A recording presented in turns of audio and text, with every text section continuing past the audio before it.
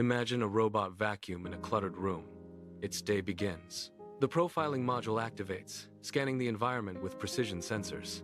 It maps every obstacle, transforming a chaotic living space into a digital map. Next, the memory module kicks in.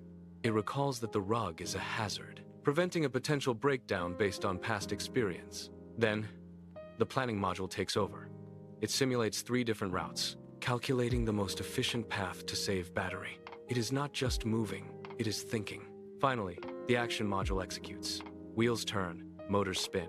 The vacuum glides across the floor. Once finished, the cycle repeats. This loop: observe, remember, plan, and act is the heartbeat of every AI agent. We are shifting from static code to systems that learn. This is our future. Join us next time. Don't forget to like and subscribe to Dev Deep Dive.